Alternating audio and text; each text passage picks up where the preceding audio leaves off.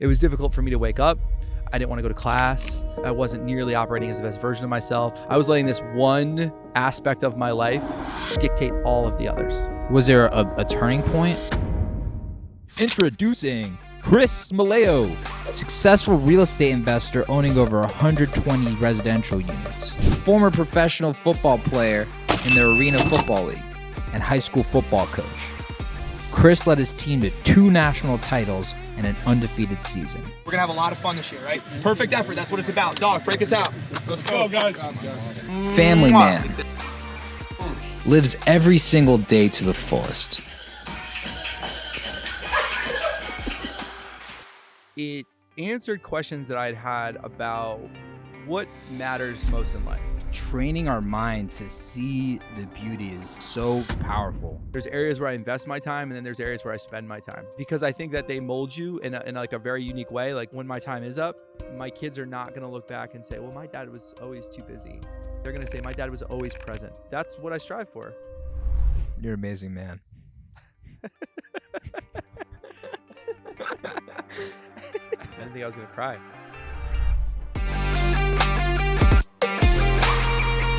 What I love so much about Chris is the energy you bring every day, dude. Like when we first met in the office at SVR, you just come in and you have this energy, this aura around you, this inner joy that spreads to the world no matter what. It's captivating. You're a leader. You're someone that people can get behind, but you're someone that people just want to be around because you bring that inner love, that joy, that emotion to everything. And you're so authentically yourself. And I just appreciate you so much for being you. So we've spoken a few times, a bunch of times, and I feel like I've gotten to know you. And one thing that you've spoken a lot about on what's influenced you is your relationship with your mom. So you mentioned me how impactful the final year of her life was on you and being able to spend that time together. What was that time like? Yeah. So one of the things that it did for me was it answered questions that I'd had about what matters most in life. Here's what I mean by that is in her waking hours and her final hours, what my mom and I spoke about and what we shared, the bond that we shared, was related to experiences that we had with one another. I could distinctly remember like a few days before she died, she had like one moment where she was lucid and she was like, do you remember when I like held your hand and walked you to the bus your first day of school? And so like those were the things, those were the snapshots that she had, right? If like we said, like our life flashes before our eyes right before we die, like that's kind of a common saying. Like what are those flashes? And I think that they're exactly that. They're experiences that we have that communicate deep emotion with loved ones, right? And so I got away from some of the proverbial, like the trappings of materialism, because I wanted everything to become more experiential. And so I try to create that now in my relationships. I try to create that with my children, because I know that like in my core that that's probably really the only thing that matters. So it probably helps you a lot as you're making decisions in life, where to spend your time. If you're feeling stressed, like, do you use that as a frame? For sure. So I put my time into two buckets. Like there's areas where I invest my time, and then there's areas where I spend my time, right? And the areas where I invest my time is, I think, where I'll see like an infinite ROI, right? When I'm with my children, and my wife, I view that as investing my time. There are other things that I do in my life where I'm like, well, I'm just spending my time. And so, yeah, I think I'm pretty intentional about where I invest versus where I spend my time.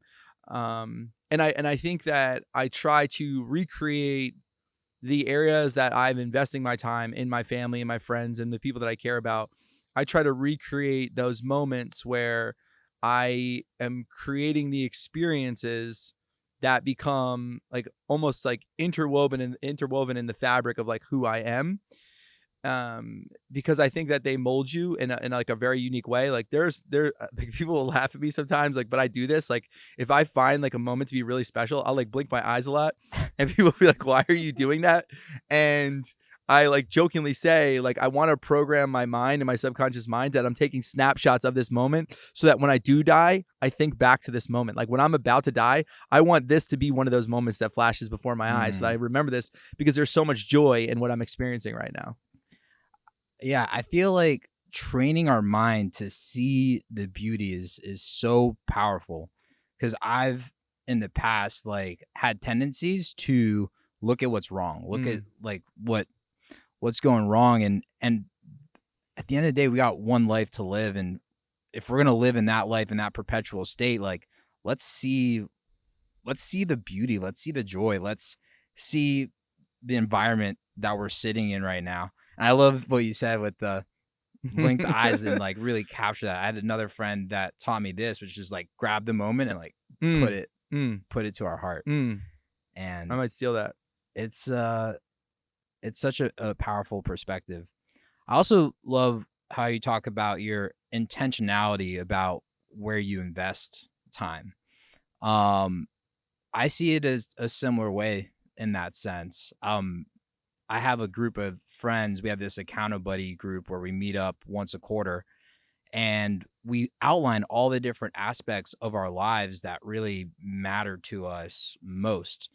And I just find it so important to like really be intentional with what we want, because otherwise our phones, society is going to program us to tell us what we need, to tell us that we need more money, more cars, more clothes, more whatever, whatever they want to do to influence us. Right. And I've been able to do some incredible things through that. Like, by being intentional, I went and climbed the Grand Teton, the highest mountain in the Tetons. I've done a bunch of things. I'm creating this podcast. I threw a big art gallery event. Like, a lot of these intentional things that have brought me so much joy and fulfillment have come from being intentional. Can you expand on like how you're intentional about these things? I know family is a big component, but do you have some sort of system, structure, something around it? Or how are you intentional with what you do? Yeah. I think the greatest thing I try to be intentional about is consistency in my behavior. And what do I mean by that? So I deem success in that way is that I want my children, my wife, my friends, everyone that I have close-knit relationships with to view me as the same person regardless of circumstance, right? Like, I'm not a thermometer, I'm a thermostat. What do I mean by that? A thermostat sets the temperature. A thermometer responds to the temperature outside, right? It goes up, it goes down, whether the weather's up or down. A thermostat sets the temperature of the room. And so I constantly want to be that thermostat that's setting the temperature of the room. And I want to be consistent. So if I have a great day at work or whatever it is, it shouldn't elevate who I am as a husband and a father just because there were outside circumstances. Like, I should try to be consistently the same person, like, regardless of with my friends and whomever, regardless of what they're contributing to the relationship. And I think that the intentionality to be consistent all the time has like put me on a trajectory that allows me to be in a position to have success in all areas of my life. How do you do that? Because I'm sure, like, I find that for myself so tough sometimes. Like, have a good day, stuff's rolling my right direction. Sometimes shit happens, like uncertainty comes up. Like, you gotta there's deadlines you gotta hit for certain things that are out of your control. How do you stay as that thermostat in those tough times? So one of my favorite movies is The Matrix. And there is a scene in The Matrix where Neo is going to see the Oracle, and there's a bunch of children in a waiting room, and there's a little boy, and he's holding a spoon, and he's bending the spoon, right, with his mind. And then Neo holds the spoon, and the boy basically says to him is, the spoon is not real, right? And I think that example somewhat exemplifies how I feel about some of these like quote unquote stressors, right? That we see every single day, right? Like, got to meet this deadline, got to make this payment, got to do this, got to do that, got to call this person, got to text this person. Like, I will be like, the spoon is not real, right? I say that to myself because how many of those like those prisons are self-imposed, right? Like, we have these like deadlines, but whose deadline is it? Right. And we have this stress, but whose stress is it? Who's creating this? And if you realize that the spoon is not real, then it's empowering. That's empowering. And I think that when people start to fall off the rails, like emotionally, spiritually, physiologically, it's because they don't feel like they're in control. And we have total and complete control. And that's why I think people need to have a better grasp and understanding of the power that they have within. I love that. The spoon is not real. I feel like, along with your analogy, maybe the only spoon that actually is real is our inner perception. That's it. That's the only real spoon that we have. Wow. So I want to bring this back to your high school football coaching days. And that must have been an incredible experience. Were there times where those stressors, deadlines were coming up and you were able to utilize that spoon is not real, either to teach yourself or teach one of your students, one of your players, or where they actually maybe taught you that lesson? Like, how does that lesson incorporate in your high school football days? Yeah, it's I think it's a very unique opportunity and responsibility to be in a position to coach 14 to 18, 19-year-olds, because they're handing and gifting you this level of trust and responsibility that you frankly you don't necessarily deserve. You haven't earned it. And so you have to tread lightly because they're at such an impressionable age. But in that process, you learn so many things, right? And like there is this like law of reciprocity that happens with working with kids.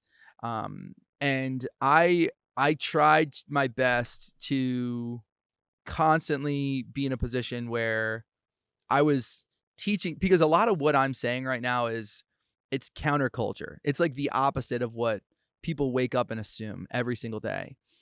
And so teaching that to a 14-year-old kid is like, there's some work that comes with that, because they're not as self-aware, they're insecure. There's just a variety of factors that you have to overcome. And so teaching them to believe in themselves and have that same security in themselves that you see in them, like a lot of times you'll see more in them than they even will in themselves. And so being able to communicate that to them, like verbally and non-verbally, sometimes is a challenge within itself. And so yes, for sure. Like, I would have to constantly remind myself, like, this spoon is not real. Like, when I was dealing with certain, things within the school or whatever problems creep up, or relationships that these kids have that they're going through, because they're going through so much more than we even, sometimes want to assume. But yeah, I mean, I at the end of the day, I had great success as a coach, and I would say like on-field success, like had great records, we won championships, all these things. But I attribute the greatest success I have was to the impact that I had on the kids that I coached, and who they became in the process. Because I think that the foundation of who we were as a football program and a culture, in turn, help them, establish or reestablish who they needed to be successful as soon as they graduated. Are there some particular moments that stood out in your high school coaching career as like especially? Yeah. So I had one player who was a good player. He wasn't living up to his potential, and he didn't earn the opportunity to start. And we played in a game. We won big. I didn't play him like I should have, because it was a blowout. Like, it could have put him in later in the game. And I had heard that he was in the locker room crying after the game. And I went to the locker room, and there he was. He had his pads off, and he had thrown a bunch of his gear, and he was just in tears. And his dad had heard he was crying, so his dad came down as well. His dad, like understandably was upset. His son was upset. And he was, basically yelling at me because I didn't play him. And he didn't understand, and he was, confused, and he was screaming, and he was just dealing with this whole gamut of emotions. And I let him because I knew he needed to. I let him yell at me, and I let him, in that moment, have his moment. And I put my arm around him, and I just said to him, "Hey man, I'm sorry. I failed you, as a coach today. And I'm going to be better for you. And I want you to know that. I'm giving you my word. I'm going to do that for you, And he and his dad and I shook hands, and I was like, this will get better. I will be better, and I will make you better. Just don't give up on me. Don't give up on yourself, and we'll make this right." And so that kid ended up stayed on the program. We worked through it. He became an amazing player, went to college, full scholarship, and texts me consistently, like all the time, just thanking me all the time, because he's like, that experience changed my life. And so I think about these seminal moments, that's one example. And there are many of like, what if I would have done that differently? What if I would have handled that a little bit differently? What if I would have been selfish or egotistical and been like, you don't know what you're talking about. You're 16 years old, and you're selfish, and you're not playing hard, and you're not practicing hard, and you're hanging out with your girl. Because these are all true. You were hanging out with your girlfriend too much. Your teachers are complaining about you, and you haven't deserved to start. But instead, I just was like, hey, I'm gonna take ownership of this right now, and I'm gonna take responsibility and figure out what I can do to get better, and focus less on what he needs to do to get better, and maybe that will be the catalyst for him getting to where he needs to be, right? And I think a lot of times when someone's not, achieving their potential or living up to their potential, we want to put the focus on them, and it's like, well, what could I be doing? Like Jocko Willink is always like, hey, like extreme ownership, right? Like I think about that as a parent. How can I be better all the time? How can I take complete ownership over this situation? And I think that was things that I did as a coach, but that was one moment of many that was certainly one that I think will continue to have like reverberations in who I am and how I treat people and how I deal with people, because I saw the positive impact that patience and love and care had in like a very tense moment. Yeah, I got chills from that story about how you're able to just let go of your ego and really realize that it's not about us, right? It's like it's about that person. Right.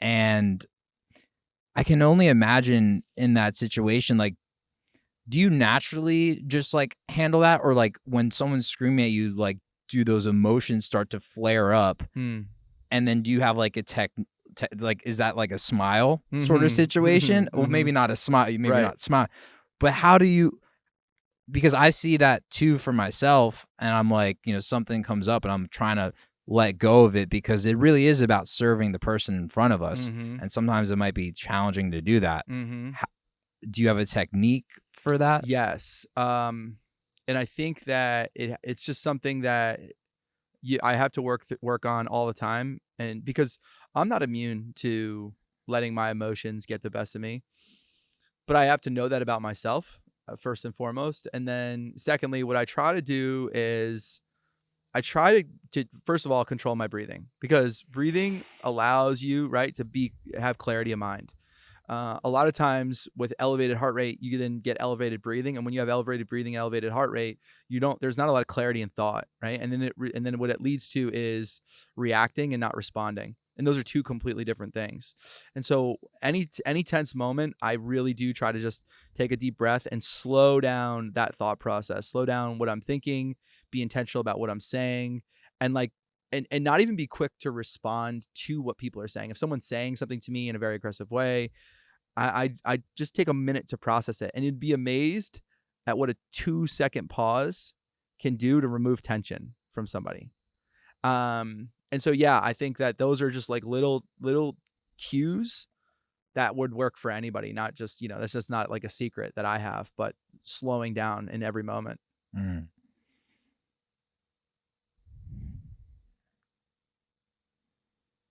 Yeah.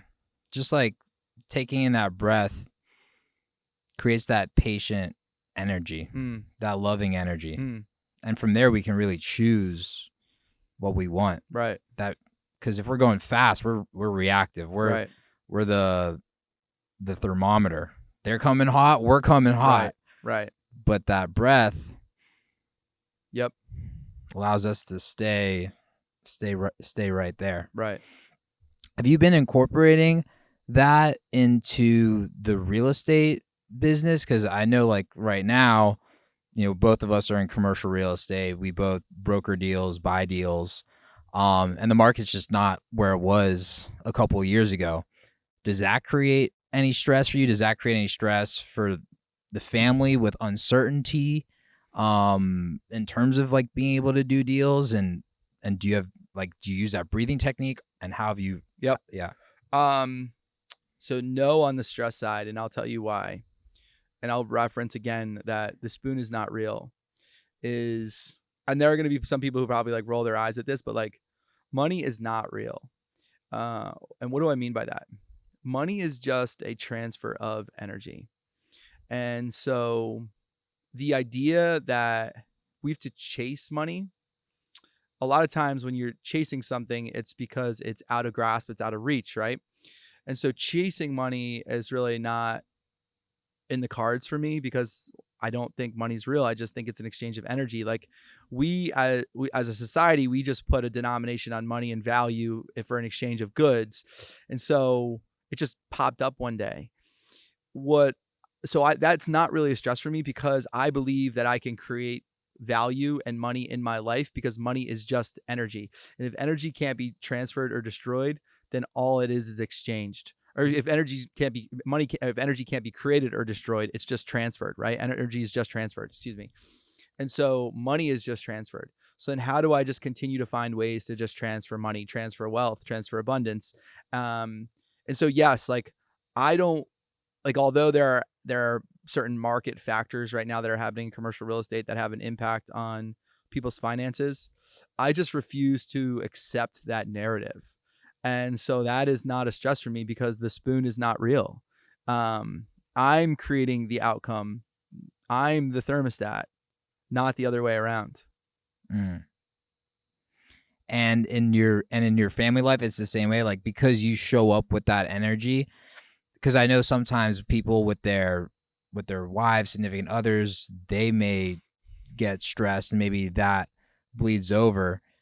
I'm assuming that because you just have that energy, that aura, that confidence, that just permeates through your family. Yeah, you'd be amazed at how contagious it is.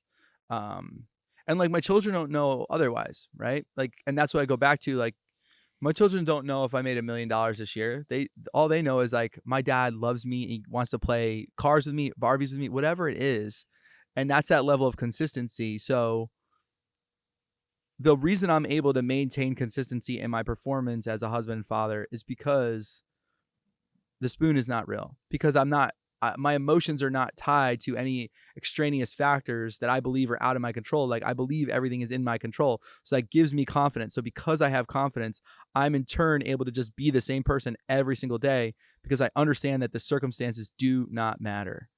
And that once again, like, that is so empowering. It's so empowering to wake up with that feeling every day. It's so empowering to hug your children, to hug your wife, to hug your friends, and know that, like, I am going to be the same person for you every day, which is the best person that I can be, because there's nothing else that matters to me other than being that person. And like I said, I mean, there's so many people that are like, well, the market's up, the market's down, stocks are bad, this is who's the president. None of that shit matters. It's all a narrative that we create. And then you've got, 30-second talking points on social media that everyone's just, regurgitating, and it impacts their subconscious mind. It impacts the narrative that they're creating for themselves. It's like, well, what if your narrative just all the time was like, I am healthy, I'm strong, I'm abundant, I am wealthy, I'm consistent, I'm loving, I'm caring. Like, what if those were the only things you said to yourself, and you just removed everything else? Like, what would your life look like? What type of person would you be, right? How consistent would you be? And so, yeah, man, I totally understand the quote unquote stresses that happen related to finances and markets and conditions. But at the same time, I just don't subscribe to it. I refuse to allow that to be my reality. I love the spoon is not like, that is like a huge takeaway for me today. 'Cause I was thinking, to say I'm confident, I'm loving, I'm good. And because I've learned about what's like affirmations, right? Mhm. Like utilizing affirmations. And sometimes you can just say it, but unless you feel it and mean it, it might not really go anywhere. I For feel like sure. it doesn't go anywhere. For So you got to sure. really feel that. And that spoon is not real really helps put things into perspective, and really I feel like allows us to release things that aren't in control, Mhm. like that we're not in control, because the spoon's not real. Like just, and then from there, I feel like we can create so much more abundance. Like I can see you with your family and your kids, right? Because the spoon's not real. Like, yeah, maybe something bad happened at work that day. Maybe something else happened, but you're able, because of that, I feel like you're able to be present with your kids when Mhm. you're at home. And that's a self-fulfilling prophecy. That probably uplifts you even more, For right? sure. And then that creates a different result. How's that balance with work and family? Like how do you bring that energy with your kids? Mhm. Yeah, so I subscribe to, it's like I call it the 5x5 rule, that if it's not going to matter in 5 years, I don't spend more than 5 minutes on it, right? And so with my kids, like my kids, when I come home, they just want me to be like the most fun, loving, caring dad. They don't care about anything else, and nothing else matters to them, because like their emotional intelligence isn't even at a point where they could even remotely understand what it means to be in like a down market, up market, whatever it is, right? So like they're just like, well, why is daddy not hanging out and playing with us? And so, I've said this before, at some point one of my children is going to ask me to play, and it's going to be the last time they ask me to play. And I do my best. I certainly have boundaries and things I say no to about my children, but when they ask to engage with me and play with me or cuddle with me, whatever it is, for me to be present in their lives, I never, ever, ever say no to that, ever. Because those moments are fleeting, man. Right. And I wish I had a crystal ball and knew that I would be there forever and guaranteed that I could walk my daughter down the aisle and all those things, but I don't know. Right. But I know that when my time is up, my kids are not going to look back and say, well, my dad was always too busy. Right. They're going to say my dad was always present. Right. And that, I think, is that's what I strive for. It's beautiful. Yeah.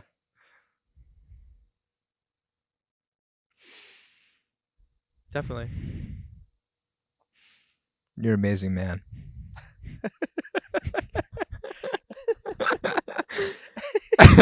I didn't think I was going to cry saying that. It's such an inspiration, because I feel like sometimes I'll be busy doing work or whatever and so focus on the spoon that's not there. Right. And then my partner's there and maybe they want to talk or hang out. I feel like it's pervasive around society. It's not something that just I deal with, right? And it's such a beautiful reminder. It's like, let's be present. Yep. Let's be there with the people that we love. I think it's the greatest gift you can give people is exactly that, being able to be present for them. And I mean, think about how often we're engaging with friends, family, whatever, and like we have a phone in our hand and we're like multitasking when someone's not demanding our attention, but just politely requiring it. Right? Like it's so commonplace for us to be like, have a phone in one hand, or like even have a phone on a table when you're at like a lunch or dinner with somebody. It's like, why, where did we get to that this is what it is, and so, yeah, I think being able to be present for people is like one of the greatest gifts you can give them, for sure.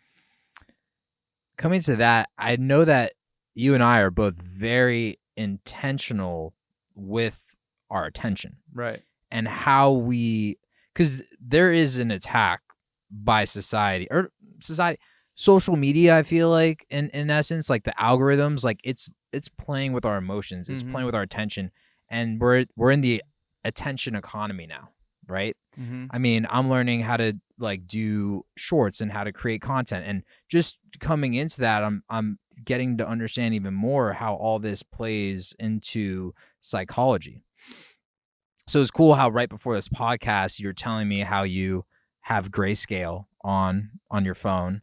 I know personally, I don't have any push notifications to my phone. Do you have like a list or certain techniques that you have for maintaining your attention or creating that guard around your mind? Yeah, for sure. So I have an Instagram account. I don't have the Instagram app. I like you said, I put my phone on grayscale. So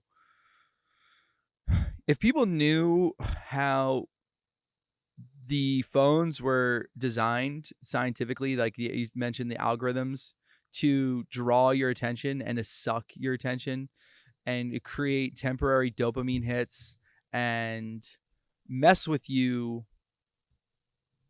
like I said, physiologically, psychologically, in a way that's not healthy, right? And those dopamine hits are so short-lived and so temporary. Pornography, same thing. Like, it's so pervasive in culture, but like, it's just so bad for men. Like, it's just really, really bad for them, for what, where men need to go. And that's not a religious outtake. That's just like, to me, like, that's more of just, looking at it from a little bit more of like a genealogical, like, output. Like, what are we putting into pornography? What are we putting into social media? And what is it giving back? Okay. And it doesn't give back anything. There's something called the tragedy of the commons, which is like a theory about society when it overconsumes, then that society collapses. And we're like teetering like very closely to being a society that just is a society of overconsumption, right? There's very little creation that happens. And I think that's the thing that disappoints me most about this like amazing, beautiful, like technological like revolution that we live in, is that people are just using it for entertainment. Like, where is like the Mozarts that, like, we're not seeing the Michelangelos and the Mozarts anymore. In some respects, like, there are people who are out there doing some really cool and unique things, but unfortunately we've become a society of consumption. And so I try to be a creator. Like, I'm trying to create my own life every single day. You talked a little bit earlier about, affirmations. Like, I certainly believe in the law of attraction. And I believe in the law of vibration.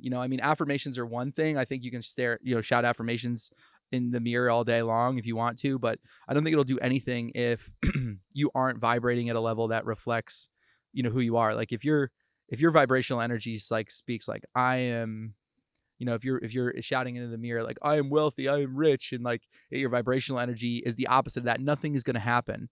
And I've done some cool things with manifestation. Like, I actually had something happen the other day, because I just feel like I'm vibrating on such a like unique level right now. We went out to have dinner the other night. It was at the New V Pizza over there in St. Augustine. Took my kids and my wife, and I was up in line, and I ordered for everybody. And I ordered for my wife because there was so many people. I ordered a pizza for my wife. I wanted spaghetti and meatballs for myself and a pizza for my kids. And somebody walked by with a pepperoni pizza as I just finished my order, and like the line was like through the door. And I was like, dang. I was like, I really want a pepperoni pizza. I wish I would have ordered a pepperoni pizza. And so I go, I'm going to just manifest a pepperoni pizza right now.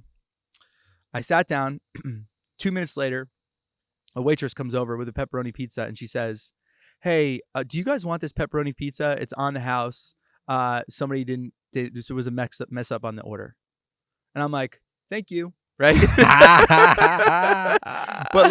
But we're creators, right? Oh, like, my God. So the spoon is not real. Like, I could have sat there in that moment and been like, well, for sure, like, I should have ordered the pizza. But and I think that goes back to anything, like in business. Like, people are like, oh, I didn't get that deal. Well, like, did you not get that deal, or are you just now programming yourself to think that you get that deal? Like, you can change that. Yeah. You're a creator. If you're a creator, then go change that. And so, yeah, I think, we've gotten away from that. I think people's vibrational energy is lower when they're entranced in social media, entranced in pornography. Like, you're not vibrating at the level that is your highest self. And so I think that I try to my best And don't get me wrong, like I've had scrolling sucks. You know, I'm not gonna pretend like I don't, but I try my best to not be a victim of being, you know, consuming social media all the time. The energy portion where we vibrate at a certain level, and that really creates what's going on in the external world. Such a powerful concept. I would say that concept alone completely changed my life. Back in 2020, I was just vibrating at such a low level, and I was so addicted to the spoon, right? My spoon at the time was being successful externally, like in terms of money and real estate. And I was looking to create this outdoor food hall at the time, and it was so elusive because I was so fearful. I was so fearful of not getting it. I was so fearful of not being enough. And it was like, it just like everything I wanted was so elusive because of the energy that I was at. And eventually I got to a low point. I hit a low point where I was just like, you know, searching for answers. And I came across this book, Letting Go by David Hawkins, the most influential book I've ever read. And it helped me realize that I was so focused on this external spoon, as you call it, but the only thing we ever have is really our internal vibration. And when we vibrate at a certain internal vibration, like a fearful person, right, will find fearful situations. A angry person will find angry situations. A loving person will find loving situations. And I think this like comes back. I'm thinking about your coaching story where you were there with that kid. And because you have a certain internal vibration, you were able to let go and be loving. You were able to vibrate love and be, I'll be better for you. And that sounded like that changed his life. It changed his trajectory. Like what a pivotal moment for him because you vibrated that way. Whereas if we're vibrating from fear, we're afraid, and you know, fear strikes back fear. You might have come back and you might have handled that different. And that comes back in, I think, a lot of different ways, which came back in you guys winning these championships because you were able to get the best out of them. But it's almost like you weren't even focused on the freaking championship. Like you're not focused on that. You're focused on how can I vibrate at the highest level. Right. Yeah, I think maximizing human potential is one of the most like unique aspects of one, personal development, and then two, if you're a coach, right, maximizing that out of someone else. I heard, I think it was Ed Mylett on a podcast say that he heard there, someone told him, whatever it was, the definition of heaven and hell is that when you die, going to hell is you look up at the best version of yourself and all the things you had the potential to do and all the things you had the potential to achieve and love and accomplish, and you realize that you died not that person. And and the idea of heaven is that when you die and you realize that that person, that maximum potential, all the things that you could achieve and accomplish and love and grow, that's your twin. And so I think about that all the time. Like, I want to achieve and get to that level, but at the same time, I hope that I'm able to nudge, pull, coax, inspire other people to join me in that process. And if they do, like, imagine what we're capable. Like I said, imagine what we're capable of. Imagine if I achieve my full potential. And you talked a little bit about fear, and I'll admit I haven't. Right? We talk a little bit about fear. I mean, what is there to really fear? You know, I mean, go back and think about the things that you feared in your life, and then fast forward now and say, well, how silly was that? Right? Like, but in that moment, I was so filled with fear. You know, I went skydiving with my wife in Hawaii, and I remember when I booked it the night before, I was like, man, what happens if like the plane doesn't fall out? And then when I jumped out of that plane, it was pure bliss. right? And so a lot of times I think we just need 10 seconds of courage. That's all it is 10 seconds, right? You take a 10 seconds of courage to say, yeah, you know what? I'm going to take that risk. I'm going to apply for this job. I'm going to go back to that person and say, you made a mistake. I'm going to approach that girl. Whatever it is, I'm going to make that investment. That 10 seconds of courage can be life-changing. But the opposite is a lot of times people allow 10 seconds of fear to dictate their outcome. And so I try to constantly say to myself, like, 10 seconds courage, 10 seconds courage, 10 seconds courage. Because I have to talk myself into things too, you know, like I said, I'm not immune to any of this stuff. I have fear, I'm scared, you know, all that stuff happens to me, but I have things that I do, like little tricks of the trade that I do that get me to this place that allow me to what I believe vibrate at the highest level. Yeah, I feel like love, courage, bliss it's always right on the other side. Like we might be feeling that fear, that emotion, but when we take those few breaths, maybe a little countdown, 10 seconds of courage. I heard this other podcast. I forget the woman's name, but she's very well known. The 5, 4, 3, 2, 1. Mel Robbins. Yeah. Yes. Just count down from 5. Yep. And now choose. Yep. It's really awesome to know that we have a choice. Right. Like we have a choice in this all.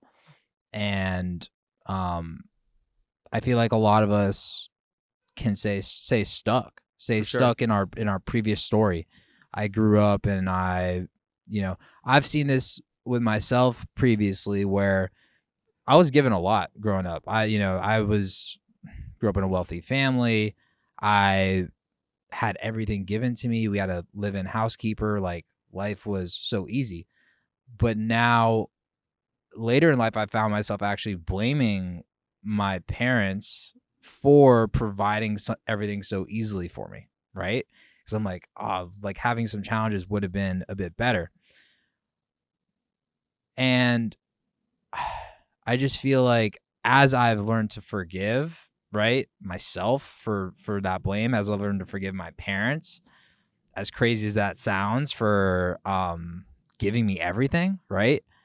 I just feel like there's so much power in that. I feel like forgiveness is such a important thing. Have you had to encompass that principle at all? Yeah, I think even more, I think profound is gratitude. And if you can figure out ways to be grateful for the moments that are scars in your life, that is life-changing.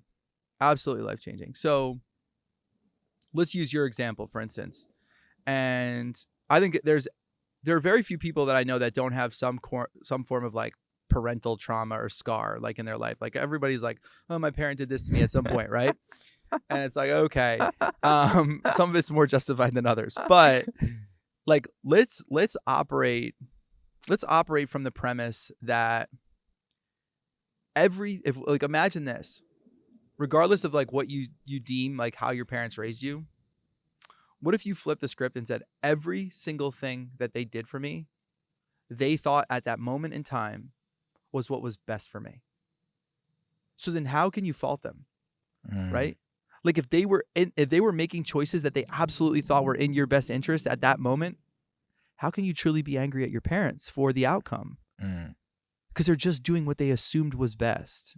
And that's all we can ask, right? I can't ask anything more of you. I'm asking you to be your best. I'm asking myself to be at my best. So then if what they're doing and what they're trying to do at their best as parents doesn't necessarily work out exactly how we hoped or planned it would, like nothing in life does, then how can we be angry at them for that? We should instead be grateful because they were making the attempt to do what they thought was best for me. So imagine if we then we then flip the script, right? Like, man, I'm so grateful that my parents had this amazing life for me, that I grew up with like very little need or want. I had a housekeeper. I could kind of do whatever I want. Now, was best for me at the time? No, but I'm pretty grateful that they made all those sacrifices and did things business-wise and financially that it put us in that position that whatever narrative you want to tell yourself. Boom. What a difference, right? And you could do that about almost anything. And I've said this to you before, like a lot of times in life, people look at loss, but they don't see it as gain. When they look at gain and they don't see loss, but in the balance of life, when you gain something, you lose something. When you lose something, you gain something. A lot of times you just have to figure out what it is. Like I've said, like you might lose your sanity, but you might gain clarity, right? You might lose money, but you might gain time. Like, what is it? And so start looking at the other side of the coin. Like, what am I gaining in this? And the second you start to look at that and then be grateful for the things that you're gaining, it's amazing how your life can transform. Like when I was coaching football, we subscribed to this like equation. It was from this guy, Tim and Brian Kite. They're like executive coaches. And the equation is E plus R equals O. And so E represents the events. Like events are going to happen in your life all the time. Everyone has events. R is the response. O equals outcome. So events plus response equals the outcome. But a lot of times what people are forgetting is that like they'll see the event happen and they're like, okay, well the event happened, like that's the outcome. And they like remove the most critical component, which is the response. And so what is your response when these things happen? And like that I think is like the most transformative aspect of like going back to being in control and having control over your life is like, well, yes, the E and here's the O, but what about the R? The R is where you control everything. And the R could be your attitude. The R could be your emotions. The R could be what you say. The R could be like, it doesn't matter. There's so many varieties of what the R can truly be. But if the R isn't looking at it from a positive lens, then the O will most likely reflect what the R is. If the R is positive, the O will be positive. If the R is negative, the O will most likely be negative. Mm. And that should be empowering for people to think about that and understand that. Mm. All about our response. There was what you said before about how we look at our parents and how we can see that they're doing the best, right? They're doing the best for you. They're doing the best that they can. I feel like we can take that one step further, even further out, which is just with anyone that we're interacting with on a day-to-day basis. I really believe that people are doing the best that they can. Mm-hmm. And, you know, are they always operating in our best interests? Who knows? But they're doing the best that they can for their family, their community, themselves, their paradigm on life. I feel like something special happens when we really change our perspective to that, which is like there's just less blame. There's more gratitude. There's like, hey, this is cool. How do you have a certain frame with kind of a bigger frame on that? Yeah, I used to get in this philosophical argument with my friends all the time about the definition of success and then happiness. And I would always like draw an analogy between like who's more successful, the hedge fund manager who is making $200 million a year, who has a house on the Hamptons, who has like, you know, he's a good person, not a great person, comes in, knows his job, maybe great dad, whatever. Or the barista at Starbucks who gives the best energy to every single cup of coffee that she hands out every day. Right? Like who's more successful? Who has more of an impact on the world? And it goes back to, I think, some of the kind of the conventional trappings of like how we view success, how we view people, the pedestals that we put people on. And my goal is to just go back to being consistent, is just to consistently give like the best, most consistent energy that I can to people, regardless of their status, regardless of what they're giving back to me in that moment. Right. And that's hard. That's definitely hard because if once again, I'll go back to energy, if energy can't be created or destroyed, it's just transferred. A lot of times people are sucking energy from you. Right. And that's hard because I can feel that when someone's sucking energy from me and I'm giving them energy, that's really, really difficult. And so then, you know, you have to ask yourself, well, like, how much am I willing to give to a person who's taking a lot? Now there's a flow, like you and I are flowing right now, right? Energy is going back and forth, back and forth. You can feel it. So you have to be, I think, a little bit intentional about how much energy you're willing to give to the people that are consumers. But I do my best every day to consistently give people the best version of me that they can get for the most part. Chris, what's your definition of success for yourself? I think that success for me is the consistency in achieving my maximum potential, regardless of the endeavor. So if somebody asks me to write an email, even though it seems like a monotonous task, I'm going to write the best email I can. And that was successful, right? If my wife needs something from me, I'm going to do my best to give her everything she needs, to give her the attention that she needs in that moment, whether it's to drive and get her a carton of milk or whether it's to give her a hug. Like, to me, those are things that are just stacks of success, right? Because a lot of times we look at success in like this kind of like altruistic sense of like kind of like this like almost like a hierarchy of like success is here, like money, cars, houses, jobs, relationships, and we kind of stack them, right? And I think like true success is just consistency of like habits and behaviors stacked over time, and that's how you build this massive success portfolio. It's not like one like overarching achievement. Like I'm not creating Facebook. I didn't create Twitter, right? And but that doesn't mean I'm less successful than Mark Zuckerberg, right? It just means that our definitions of success are a little bit uniquely different.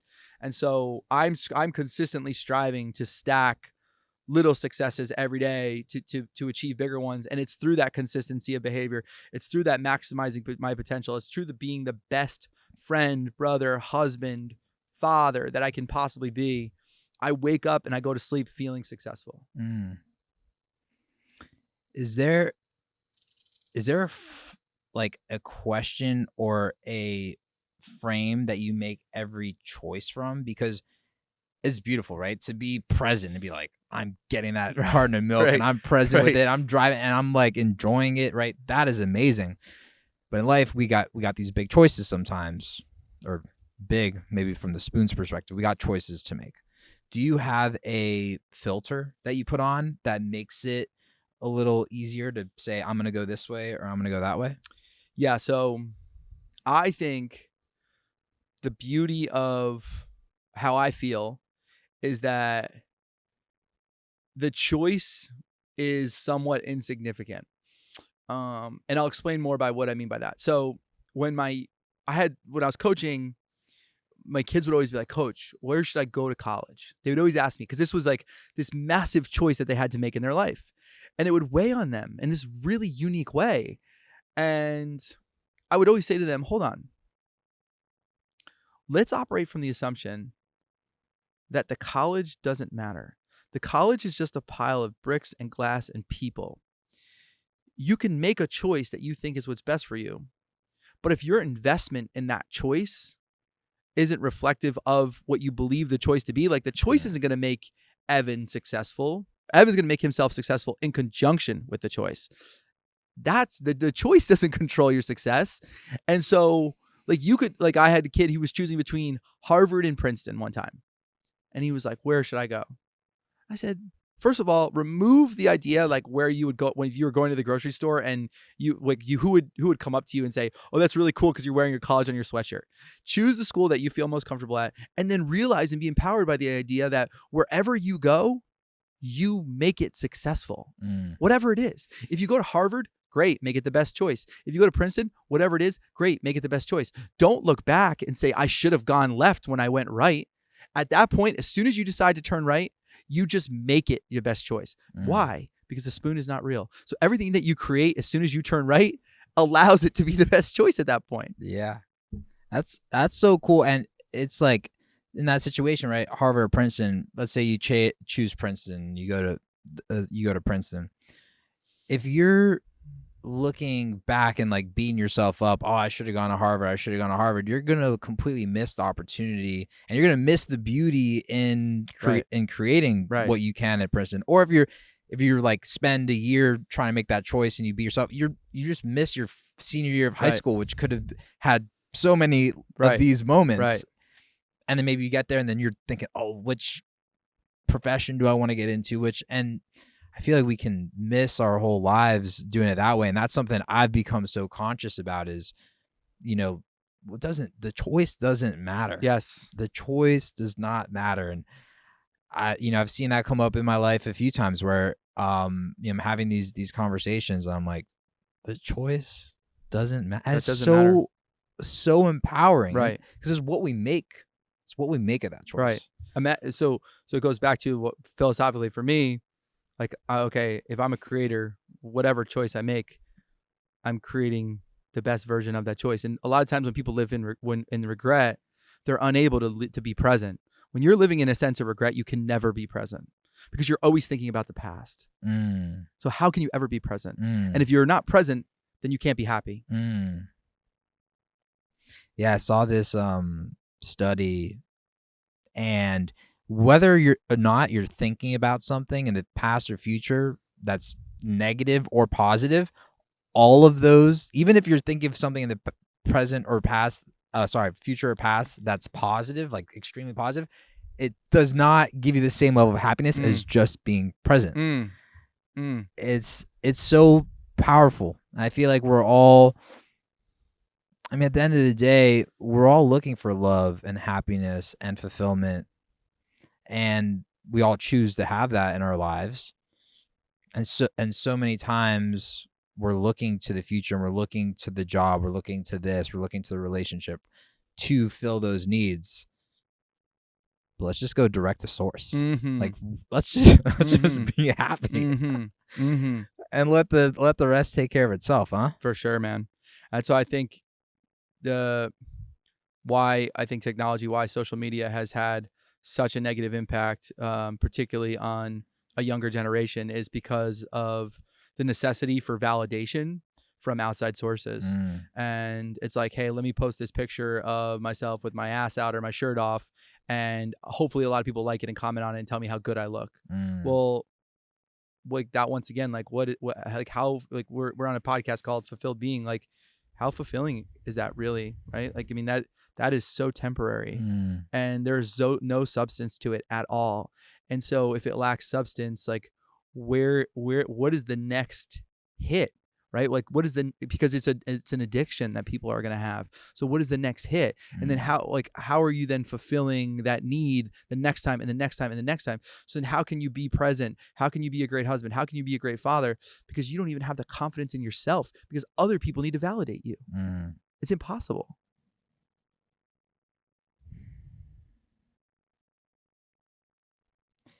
It's amazing, like, what we have going on right now in society, especially with social media. There's a lot of bad that is in it.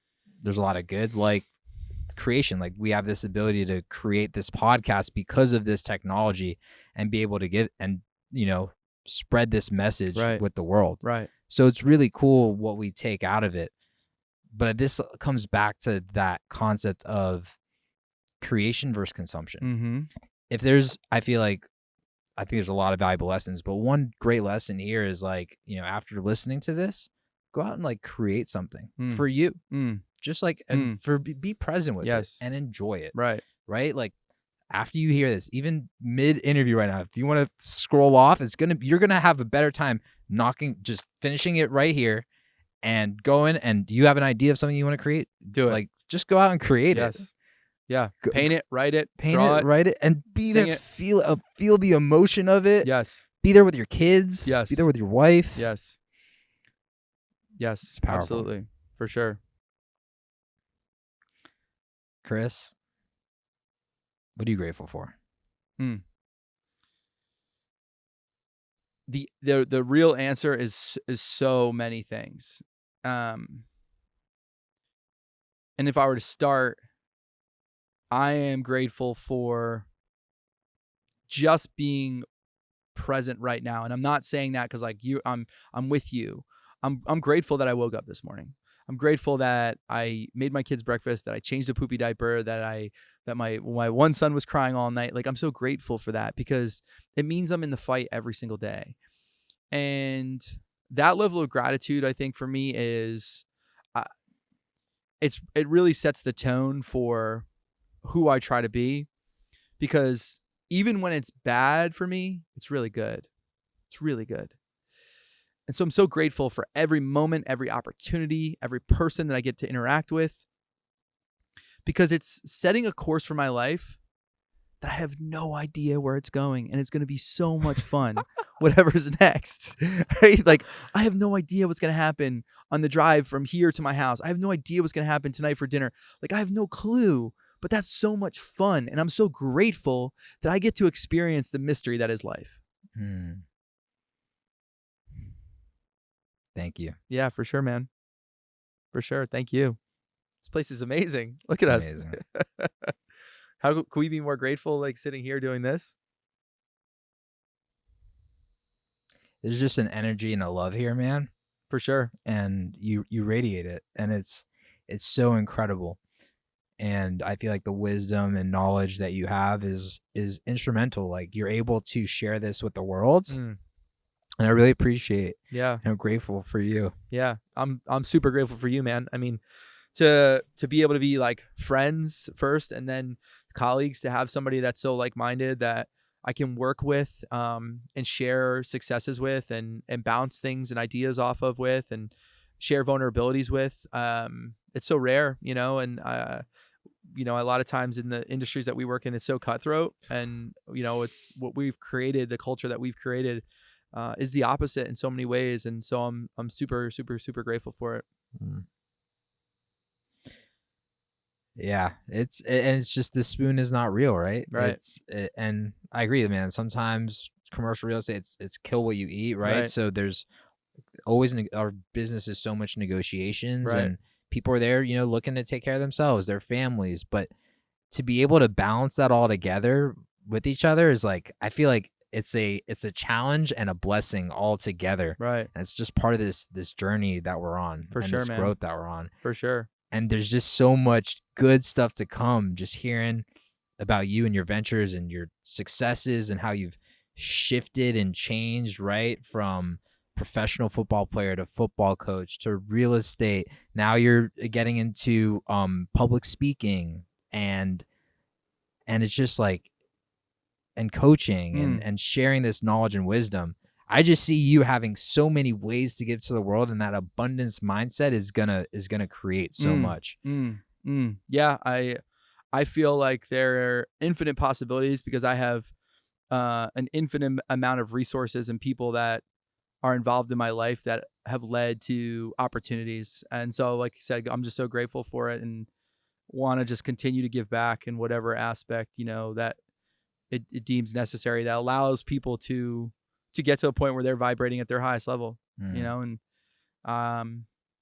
if I can help them directly, awesome. Maybe I can help them indirectly, just all of it. And it's like, how often have you looked at a video or a clip or a podcast, you're like, yes, I needed that right there, right? Yeah. And like, I'm so grateful every time I come across those. And so, like, I always want to be that person at some point. I want to say that thing that triggers someone to go, yes, I needed that. I'm going to do that. I'm going to make it happen. Whatever it is, I got it. And like, I needed to hear that message. So, you know, I hope to be that for people at some point. Yeah, I feel like there's been some moments here that someone, even if it's one person, like, you know, one person, if is able to make that difference, like in college, or sorry, with the high school coaching, like that, I can only imagine the amount of moments that changed their lives. And it's we've got an amazing opportunity. For sure. Playing college football. So you're a stud quarterback coming into college football. And you had mentioned, you told me this before, you're coming up and you think you're going to get an opportunity to play quarterback. And like, you've got a legitimate shot to get to the NFL. Like, can you tell me about that? Like, what happened there and just the story behind it, and any lessons you learned from that experience? For sure. Yeah. So long story short, my coach died, kind of changed the entire trajectory of my career. Once he died, new staff, new coaches came in, and it just had an impact on me. And it was very, very difficult for me for a couple of reasons. One, I wasn't mature enough to handle it. And two, neither were the coaches. They weren't I think emotionally, they didn't have the emotional intelligence at the time to really like navigate the difficulty that I was having through that moment. And they didn't give me probably some of the attention that I needed or deserved, but I didn't frankly didn't do myself any favors. But I think a lot of times when people are skilled and they have a gift, and I had a gift as a football player,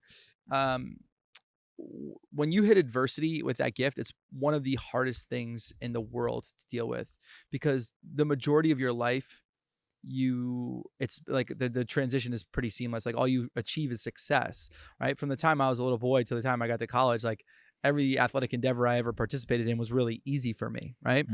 And so what happens when you get to college and you're not used to that, and you're not wired to deal with it?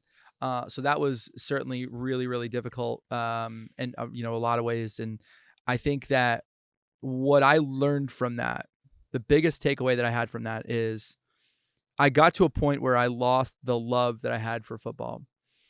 And once again, it was related to circumstance. It wasn't that I actually loved football, that I didn't love football, is that I was letting circumstance to dictate, right, the emotional component, like how I felt about it. And I went to practice every day, and I absolutely hated being there. I hated it. It was difficult for me to wake up. I didn't want to go to class. I wasn't nearly operating as the best version of myself. I was drinking too much. I had, terrible relationships with women, and all of it was reflective that I was letting this one aspect of my life dictate all of the others, all of them. And so I look back on that and who I was in those moments, and I have regret and pride at the same time. I regret how I handled it. But then I have amazing pride because I never quit. I never walked away. Like I stared that right in the face. And I just kept taking steps forward every single day, even though it was one of the most difficult periods of my life. And so my biggest takeaway, like the biggest, like I think lesson learned, in that moment was that sometimes you just like the best next thing is just moving forward. And if you could just keep moving forward, like eventually you're going to finish the race. You don't have to sprint. You just have to take the next step. And then you just have to keep focusing on the next step, not the finish line. So to get a better understanding, you started hating football, and this was a very challenging point. Was this after your coach had died and you were supposed to become the starting quarterback? Correct. And then and then I wasn't playing quarterback at all. They moved my position, and I was, kind of a role player at that point. And it was tough. It was tough on my ego. It was tough on me emotionally. I didn't have the, like I said, maturity to handle it. It was tough, being around campus and all the people who were hyping me up. And once again, going back to that, like that validation from the exterior, like I was so reliant on like other people telling me how good I was, right? Like, you're the best. You're going to be so good. You're going to play in the NFL. And like, I felt good. Like I allowed that to fill my cup, but I was never filling my own cup. And so the second people stopped pouring into me, my cup was empty. Right. So then like the only things that I let fill it were whatever was coming into me at the time. I wasn't intentional about it. So maybe it was parties, maybe it was girls, like whatever it was, like maybe it was poker. I was playing poker. Like all that stuff was just filling my cup with like low vibrational energy because it was just like the lowest hanging fruit at the time. And so I needed to figure that out. I needed to figure out who I was, and I needed to figure out how to like stop allowing other people to impact how I felt about myself. And so that was certainly a catalyst for that. Do you feel like that's paid a lot of dividends for you now, or like that going through that experience, looking back at it? Yeah, for sure. Without question, I think, don't get me wrong, it's like hard for me sometimes to like turn on the TV and like watch these guys that are out there ripping the ball and be like, oh yeah, I wish I was out there, right? But it goes back to like, then I'm not really being present because I'm living in a sense of regret. And I wouldn't have met my wife. I wouldn't have my children that I have today. I wouldn't have all the amazing blessings that I have. And, the world had a different plan for me. And at that time, I wasn't creating the life that I wanted, right? Like to me, the spoon was very real. Like the coaches were in control. I was like that. Yeah, they had control over my life. Like I wasn't dictating and I wasn't creating anything. I was reacting to everything in my life at that time. And so I wouldn't be who I am. I wouldn't have the same kind of I think peace that I have right now. I wouldn't have the same kind of calm. I wouldn't have the same kind of selflessness and be willing to help people and have an impact on people. None of that would be the same, because even I look back to who I was then, I was selfish, and I would have just have continued to be selfish because it would have fed into everything that selfish people do. And so that was there a turning point, like a moment where that shifted, like where you learned that lesson? And at the time, like in real time, no, I viewed it as a struggle, and it was something that I had to overcome. And then as I got older and started to mature, I looked at it with a different lens. And I think when my mom got sick, I just started to see the world like way differently, and like realize, like, hold on, man, this is all this stuff that I'm putting all this energy into. I feel like it could be redistributed and repurposed and done in a much more productive way. And I spent so much time trying to protect my ego, protect that selfishness, and like justify that I didn't play quarterback. And it started as just a pebble in my shoe, and it just became a sore until eventually my foot needed to get amputated, because I just carried it around, and I needed to let it go. And when I did finally let it go, it was life changing. And don't get me wrong, I still throw football just as good as anybody out there, but that was me needing to hear people calling my name and telling me how good I am, and that was about me. And there are other things that I can do now in my life to make it about other people, and use my gifts to help benefit other people. Throwing a football really didn't benefit a lot of other people other than myself. And it sounds like from what you mentioned, that experience with your mom sounds like in her final year, months, or even days, like that really helped you shift that whole paradigm of how you looked at that situation in college. Yeah, for sure, man. I think when you have a moment like death, and eventually it happens to all of us or someone in our lives, there are really like one or two ways to look at it. And I was able to look at my mom's life and look at her death and realize the beauty that was in it. And I started to realize the beauty that is life, because I was going through, like, one of the hardest things I ever had to do was make a photo montage of my mom's life while she was still alive, because I knew she was going to die. So like, that's tough. That's really tough. And so pulling out photos of when she was in college, when she was growing up. And so you're staring at this blank photo. It's not a blank photo. You're staring at this photo, though, that in a lot of ways is lifeless, right? Photos themselves, like, old photos are lifeless in some respects. But then you look back, and I'm looking in my mom's eyes when she's 10, 11, 12 years old. And I'm looking at her when she's in college. And I'm looking at the joy in her eyes. And then I'm seeing the same joy when she's a mother. I'm seeing the same joy in the photos that she's with her family. And you look at like the potential, the possibility. That's the beauty of like these photos, that you're able to look back at them and go, hold on a second. Like, this is amazing that I'm able to look at this. And you almost want to scream to that photo, like, hey, like, you're going to die soon, right? Like, you have until 51 years old to live. Like, are you doing everything that you need to do? And I had a front row seat to that. And so part of that for me, I think, is like what activates my like internal drive is my own mortality. Like, having, like I said, a front row seat to it, and knowing that at some point it's going to be my time to go. And so I really, really, really, really want to squeeze this sponge and just get every ounce of water out of it. As Robin Williams said, suck the marrow out of life, right? And Dead Poet Society, it's a great quote. It's a great movie. He said, suck the marrow out of life. And I really want to suck the marrow out of life, because I don't know. I just don't know, man. It could be tomorrow. And so I just want to make sure that I don't have that regret, that I'm going to meet the best version of me when it's done. Dude. What the fuck?